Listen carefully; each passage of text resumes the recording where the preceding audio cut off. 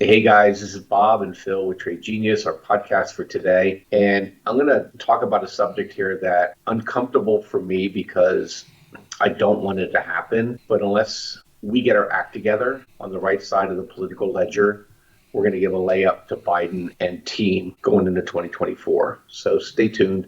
I'll talk to you about it.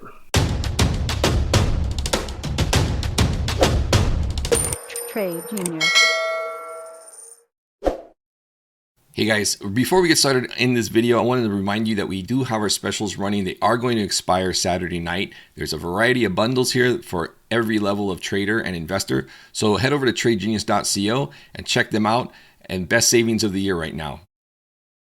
Okay, guys. So, I think Republicans are tactical and reactionary. That's why they're called conservatives or the reactionary party. And I think Democrats spend their whole entire life thinking about ways to stay in power and maintain and increase power. And they spent a great deal of time over the last 20 to 30 years shaping the next generation. And they essentially have succeeded. And I wanted to show you a chart here. I know it's UK and the United States, but look at the, when you get older in time, I don't know if it was Margaret Thatcher, I think it was Churchill that says, when you're under 30, you're stupid if you're conservative. If you're over 30, you're stupid if you're still a liberal. And we're seeing that's changing. And so if you look at what's happening with the millennial generation, which is a generation, them and Gen Z are really going to be the voting bloc in the next 10 to 15 years. And they, Gen Z is working that way, but millennial just basically fell off the cliff. And that they aren't getting more conservative.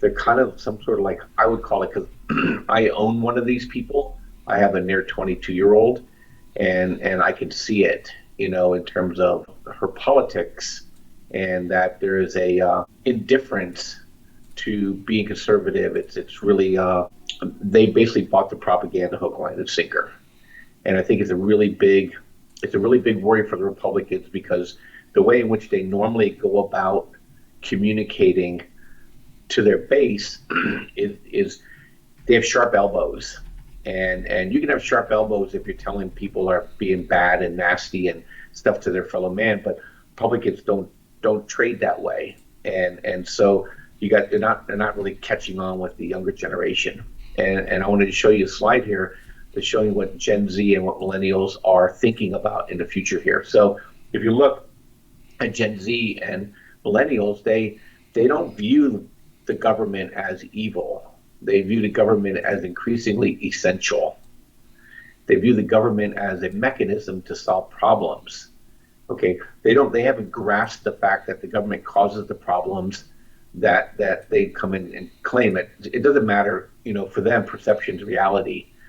They buy that corporations are bad. They buy the fact that corporations pollute. They buy the fact that capitalists are evil. They buy the fact that greedy Wall Street people are keeping them down, and they can't buy a home, and they can't get a good job, and they believe that the Republican Party is the warmonger party, even though facts tell us differently, and I worry about that. The way in which the Republicans go about their business, and even conservatives, is that the message, the way millennials look at life.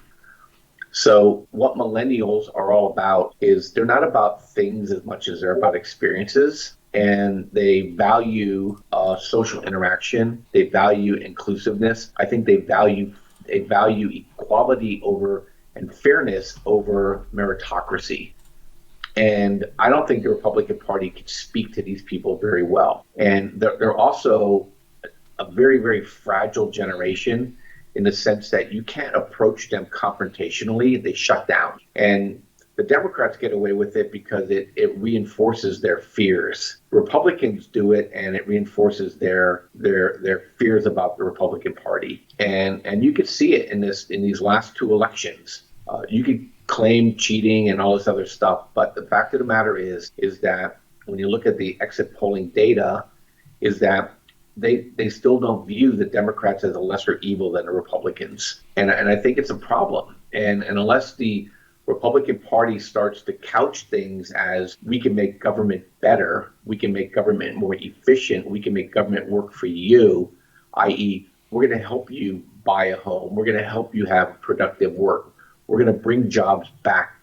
We're going to support, our disenfranchised communities in a positive way versus no, no, no, investigate, investigate, investigate. Democrats are evil. And I think the Democrats are going to win for the next generation. And so people say to me, well, Bob, why are you doing this? You're a finance blog. Well, I think it impacts the way in which the economy is going to operate. You're going to see higher taxation levels. Okay. You're going to see more government regulation. The things that you made money on are not going to work into the future. And I think from a stock market standpoint is that you have to look at how the Democrats have operated. And the next chart kind of shows you, and we talked about this the other day, is that, I think we're looking, and Phil can agree with that, I think we're looking for a pretty hard dip in 2023.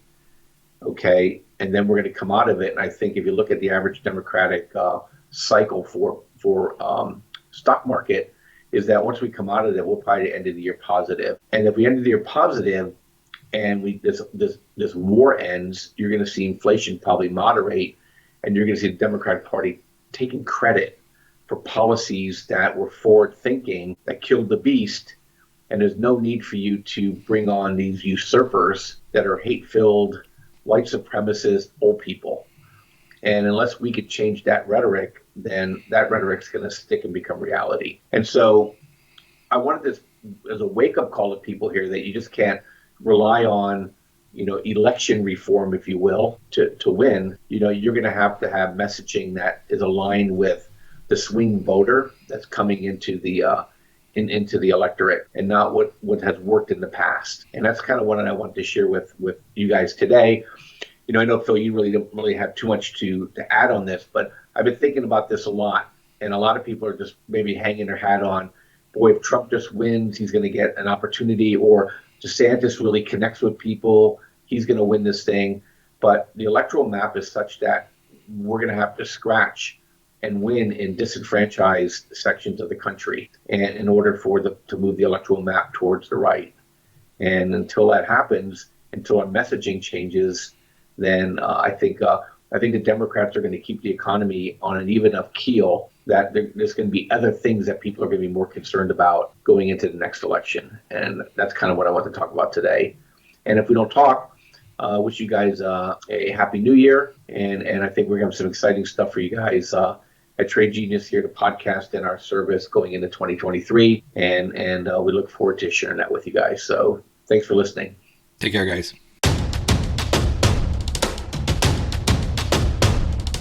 Trade Genius.